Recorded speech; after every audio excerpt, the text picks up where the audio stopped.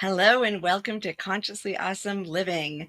I'm your host, Sheila Applegate, manifestation coach and creator of the Consciously Awesome Gnostic Adventure, which I'll tell you a little bit more about at the end. We are focusing this season on helping you to design your most brilliant life, whatever that means to you. And today, I want to talk about science and spirituality can be friends. And I know that seems kind of basic, and you might be saying, how does this fit into designing my life?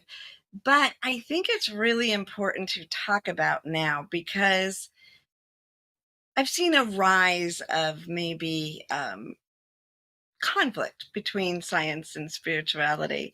It's been an issue maybe throughout all of history, but I thought, and I think it really is, we're coming together to a place where we realize that in truth, science and spirituality are leading to the same understandings from different perspectives.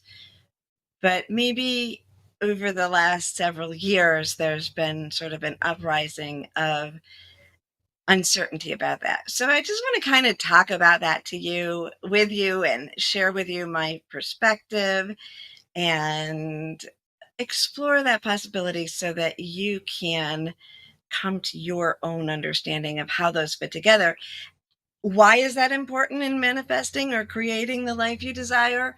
It's important because science is everywhere, right? Like, it's science that developed the technology that we use. It's science that helps us to eat, to be fed, to um, be healthy, to be here alive. So really, we have to come to an understanding of that friendship, right? And as we look into this more, you'll see that it's actually supportive of the idea that we can create, and that our efforts that we've talked about actually do have a scientific basis to them, which is good to know, right? So let's kind of go back to the beginning. And the word science itself emerged in the 19th century in the midst of attempts of narrowly defining those who studied nature. So science, in its core, as its beginning name, was about the study of nature. So if we remember that, I think that in itself can help us to realize that if we're on a spiritual path, we're often connected to nature, and we understand that that relationship and exploring that is part of the process that we're moving through. So coming back to that understanding is helpful. And I also just want to give you some quotes from some of the scientists that you may have heard of in their perspective of this friendship that science and spirituality actually have. So the Francis Collins, who is the director of the National Health Institute and the winner of the 2020 Templeton Prize, said this: "The God of the Bible is also the God of the genome." He said, "He can be worshiped in the cathedral or in the laboratory." So that statement, that understanding that when we are thinking of God, the essence, the energy of divine that we speak of, that can be reached either from the microorganisms or all the way up to the existential expansion that we speak of with the universe and divine oneness. And just like we've spoken about how various religions, when we get to the truth of it, they actually have the same core, and they can find the path to the divine, right? So on the outside, many religions may look different from each other, but at the core, they have universal truths that can lead you to the divine. Science is another path like that. I would guess that some mathematicians would say that you can find the divine through math too. I haven't explored that as extremely. So let's go on to another well-known scientist. I'm sure you've heard of Albert Einstein. Here are a couple quotes of Albert Einstein. Coincidence is God's way of remaining anonymous, and no problem can be solved from the same level of consciousness that created it. And I think that's very interesting because when you think about when I think about spirituality, and I'm guessing that since you're here on Consciously Awesome Living, you may have these same perceptions, that I am talking about levels of consciousness, right? I'm talking about shifting attention to higher frequencies, higher levels of consciousness to gain information. When I channel, that's what I'm doing. When I lead you in a meditation, that's what I'm doing. I'm helping you to shift your attention and to access different levels of consciousness. And through that, and through your imagination, you may perceive different possible outcomes and create that life that you desire. So we have the same base of understanding that we have to shift consciousness in order to solve or resolve the issues in our life. And then we'll go with one more, and that's Nikola Tesla. And he said, "My brain is only a receiver. The universe is the core from which we obtain knowledge, strength, and inspiration. I have not penetrated into secrets of this core, but I know that it exists." So we've all heard of Tesla and the inventions that he was able to create, and some that were then kind of taken over by other people, because we always have human and capitalism in there. But when we understand that scientists, most scientists, are going into whatever experiment they're doing, whatever the problem they're solving, they're going in with an open mind. Part of the scientific process is being able to see beyond what is in front of you, to stay open and to allow new data to come in. And as we see in some of these quotes, we understand that they're accessing in a way um, an an aspect of themselves that they don't know exists, right? They know it's beyond what their personal knowledge is in that moment, because that's how we have new discoveries, from staying open and looking at all possibilities. So when we look at it from this perspective, we see that science and the way I view spirituality, and maybe the way you view spirituality, is really the same frequency. We're moving through that process of understanding, experiencing new things, and staying open for that collective consciousness to give us new information. Now, my youngest child, Justin, is a biochemist. And as Justin is studying science more, I have had a new understanding, a new interest. In fact, if I look at it, even before Justin moved into the sciences as a study, um, the more I opened up to higher consciousness, the more I channeled, the more I meditated and experienced and had the drive to connect the pieces of consciousness and how we do. So it's one thing to channel, it's another thing to then figure out, how am I channeling? Why is this working? What does this mean? And how do I explain it to another person? Or same with energy healing.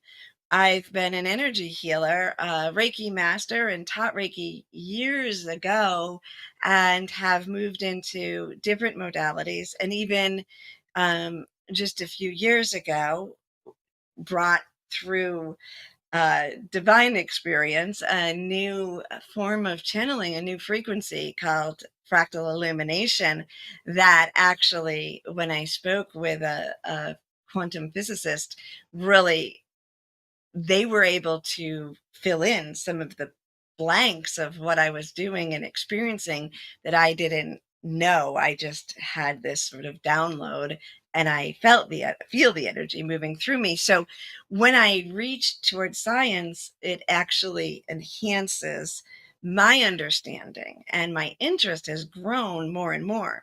When Justin moved into biochemistry, and then you know COVID came, those two things intersecting. I was interested in the biochemistry as Justin did different, um, worked in different labs, because I was starting to understand more of the DNA, even though energetically I was using the double helix and in shifting and visualizing differences in the DNA. As Justin shared more information with me, I understood how those intersect and they fit together. So for me, I come to it first from sort of the spiritual perspective, then I usually get that scientific information that doesn't conflict to me, but really enhances the experience of what I have gone through. So to me, I want to say, like, yes, science and spirituality are friends, like best friends. We're finally here. But like I said, there's still some conflict. And I think that if we look through history, some of that conflict early on was that, and usually it's religion and spirituality that had a conflict, or I'm sorry, religion and science. Sometimes religion and spirituality does have a conflict, if you ask me. But religion to me is different than spirituality, right? So for me, spirituality is remembering that divine, accessing the essence, connecting my spark to the oneness of all that is, and to nature and to everyone around me, and to explore what my soul can do to its highest potential, and in that space live a good life. Now, religions have that in them, and I truly believe that at the core of nearly all religions is the path to truth. But religions are also structures that have been developed by humans and put around in some ways to control society. So some of the rules around it are to manage or control, and so the need to keep someone not in knowledge may be more prevalent in a structure, although we are seeing that in what seems to be non-structured spirituality that maybe still has a structure on it. So I think that what happened when there was a conflict, or what happens now still when people feel a conflict, is that they feel as if you tell me that this isn't a miracle that I just experienced, then you're threatening me. So if I believe that my God creates miracles for me, then you tell me how it works, maybe that feels like you're denying my God, right? Or this need for faith to be what I understand now is essential. And so it feels like it's intruding on that, when if you understand that just learning more of how the miracle worked doesn't change the wonder or the miracle in it or the effect of it, but rather enhances your understanding of it, and maybe expands the understanding of what God or creator or the divine is. The truth is the truth, and the truth will hold up under any circumstance. And that is what we need to remember. So, we're going to talk about that a little bit more after break. So, just be back in just a minute and we'll continue with this discussion. Soulivity Magazine and Beyond Words Publishing want to remind you about the importance of continuing to follow public health guidelines to protect yourself, your loved ones, and your community. Please continue to wear a mask, wash your hands, and watch your distance. Please visit these sites for further information about how to stay safe from COVID-19 into the new year. Remember, love protects us. Hello and welcome back. Let's continue our discussion about the friendship between science and spirituality. Now that we realize that, yes, science and spirituality truly can be friends. As we were ending the first section, I talked about how the truth is the truth in every direction that you seek it, right? So when we think about this, spirituality is not a threat to science, and science is not a threat to spirituality. The concepts that we have in each one of them that are true, though we may attain the information differently, we may express the information differently, but in truth, the truth is going to remain the same in either direction. Just like in any religion, the truth is the truth no matter what is around it. So if you get to the core truths, they're going to be there and there won't be conflicts. Now, there are in between truths, right? Because sometimes we know something to be true, and because we are evolving, it changes. Our world is evolving, or our consciousness evolves. We learn a new, deeper truth. It doesn't mean that the first truth was wrong, but maybe it was limited. So, this is that expansion of truth that we're moving into. And if we remember that that is what we're looking for, then whichever side of that coin we're on, there is not a conflict. There isn't there's nothing to be afraid of, because what you know will either evolve to deeper truth or will stay steady with new information. There is one, I don't know if it's an exception, but I always say I am so driven for new knowledge. Like, that's just who I am. And I think a lot of us are, but not everybody is. Some people are just happy and they're living a good life and they're treating people with respect and they're offering service, doing something to, better the world, or at the very least, not harm anyone. And they're content with that. And that's all they want in this life. They don't need to fill in the gaps or get new information. And that's okay. And if you are someone like that, again, probably not watching this show, but if you are, then, or you know someone and that's the way they are, that's okay. They don't have to gain new information. They don't have to learn about science if their base is in spirituality, or vice versa, as long as they're living their best life. But if your best life includes more knowledge, or if your limited view is harming you or someone else in a way, then it is good to expand your consciousness and look at this from different directions. One thing that, inspired me to talk us today is the vaccine issue. As we've been moving through COVID, people have had very strong opinions, and there's been some dichotomy about whether or not to take and trust modern medicine. And I think that's been going on for a while.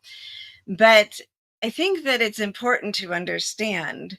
Let's start back with science and the fact that we wouldn't be here today, right? Like, it is the support of science that allows us to live the way we live. And it allows us to understand enough about the world that we have time not to just be in the ego survival state, but to explore the different realms.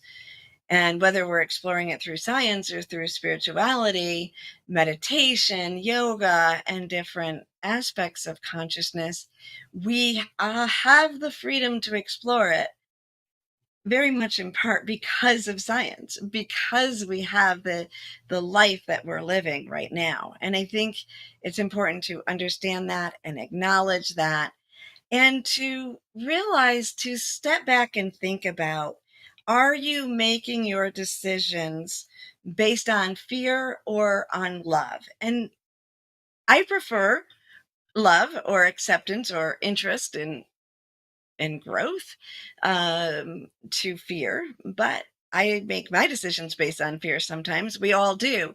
So I'm not saying exactly how you should go about doing this, but to look at whether you're in a space of fear or of love. When you're pushing against anything, you're pushing against oneness, right? Everything is within oneness. If you speak of it in terms of God, most people include everything within God, right? If God is the creator, God created everything, then um, science is included in that, and so are the scientists. So, is your worldview that the world is evolving and working towards helping you grow? A loving view that humanity is loving and growing, and we're in this together, or are you pushing against things as a way of keeping a belief system? If your belief system is solid, it can accept new information. So, just think about that as you explore that for yourself. The other thing that, well, you know what? Like I said, I have been pretty excited about science for a while. I wasn't really excited about it back in school. In fact, I'm thinking now of some not so fun experiences that I had along the way in science classes. But I got more excited about it, and Justin did play a role in that also, because even as a child, Justin introduced me to many different videos of science and some great authors. I'm going to talk to you about those in a little bit, not quite yet, but that interest has, just like I said, grown and grown. The more I have tapped into my higher levels of consciousness, the more I just want to absorb information from different perspectives.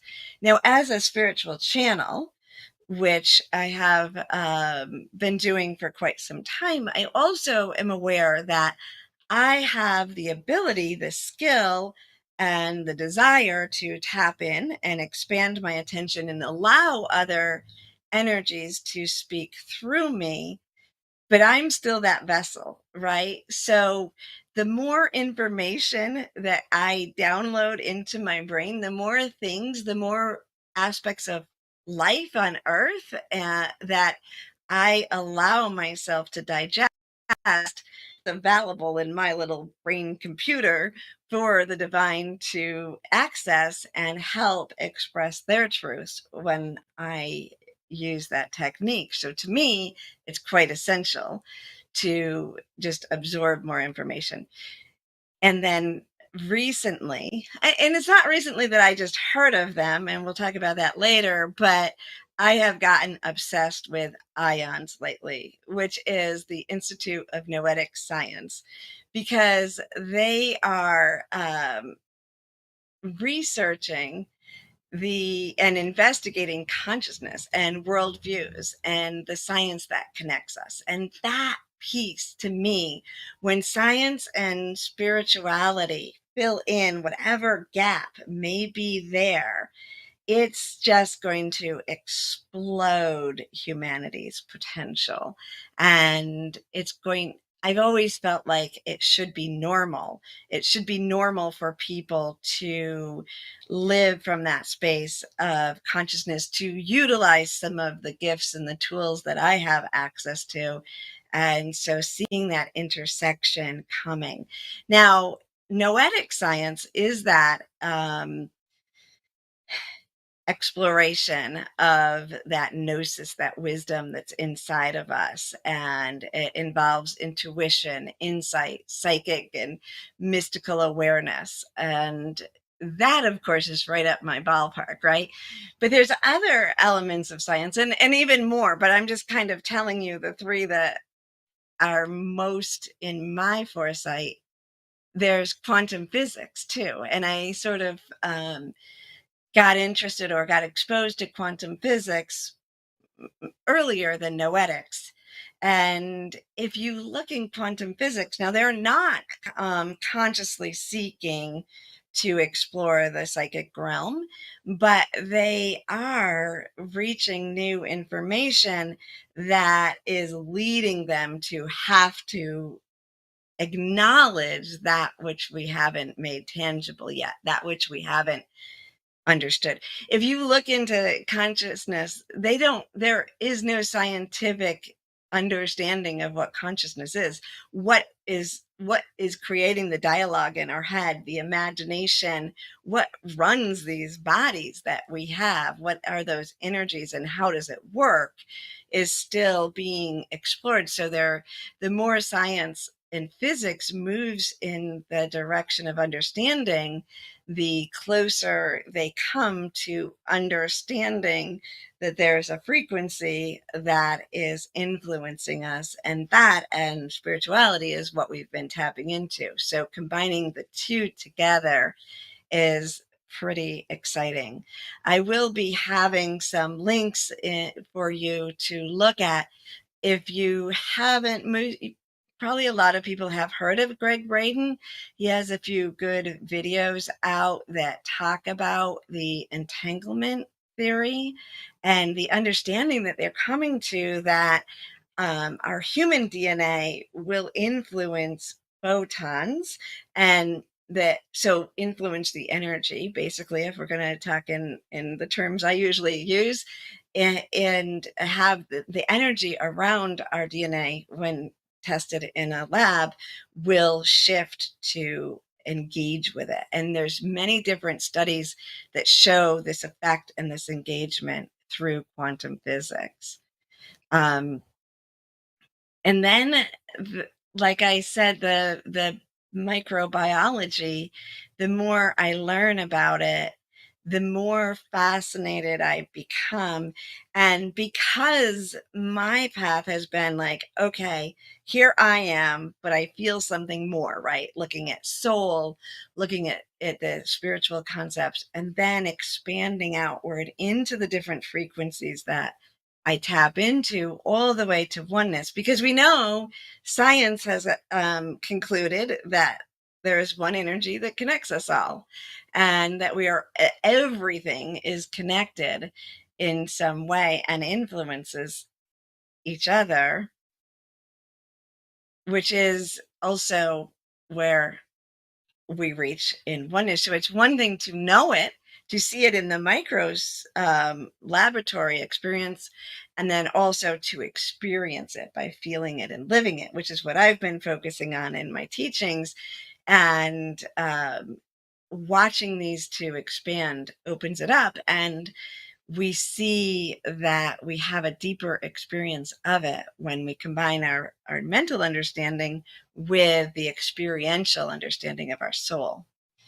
And the more I went into the expansion, then I started looking at the internal and realizing that the tiniest aspects of ourselves is part of what connects us. So I could go on and on forever. I'm going to give you some links of videos you can watch and, build a friendship with science if you haven't. And if you're a scientist, build a friendship with spirituality, because we can be great friends. Have a wonderful week. I want to remind you, in January 22nd, we will have the Empower Summit. Make sure you're here on Soulivity TV for that. And the next Consciously Awesome Gnostic Adventure is on January 27th. It begins. Have a beautiful week.